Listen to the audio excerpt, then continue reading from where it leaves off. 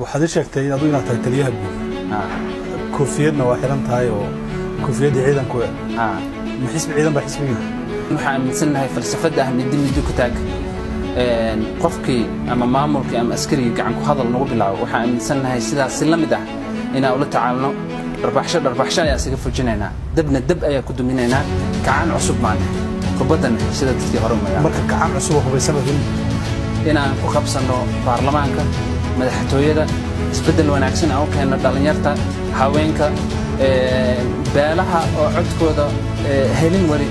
runtii aan wadankan ku xareyno qabyaalada dhigtay ma la is oran karaa Cabdikariino koofiyaddan waxay muujinaysaa diyaar garowga dagaal wuxuu imaanayaa markii caburin lagu sameeyo waa aragnay madaxweyne dani madaxweyne isticmaalay sargaalkaas waxa lagu magac daraa qofale qofale magaciina sheego waa ina caybeeno ma ogolaanayna gabar Soomaali ah in la gacan bidaxeeyo in liido in horteena hadda gacan ka nahay qof walbo gacanka xisbiga rajina waxa ku amraya oo ka tirsan ama kamid ah gabar Soomaaliyeed haduu arko oo lagu xadgudbay in qofkaas uu ka celiyo hadii u baahato in la qaraaco ninkaasna hal qaraaco hal caybeeyo dadka lagu diro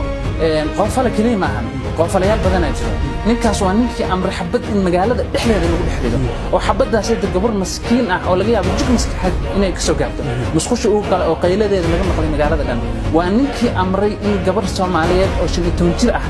la qaraaco waa ninkii amray hooyo Soomaaliyeed oo banaanka canjeelo ku karsanaysa inuu dhigta ka soo qabsado ayadoo xanuunsan oo waxaan aaminsanahay ninkaas ayto madaxweyne ma amrin madaxweynaha Saciid Cabdullaahi Dani waxa isma ogolo waxa ogahay meeyarka inuusan ogolaan oo kaligiis amar ku taagleen la u sameeyay marka ayadoo saas ay waxaan mahad u celinaynaa qof walba oo booliis ah oo askari ah oo u shaqeynaya inuu dadka Soomaaliyeed dareenkooda kobciyo oo shaqadiisa dastuurka gudanaya aad iyo aad ay mahadsantihiin way Soomaaliya dhibaatooyin badan ay soo martay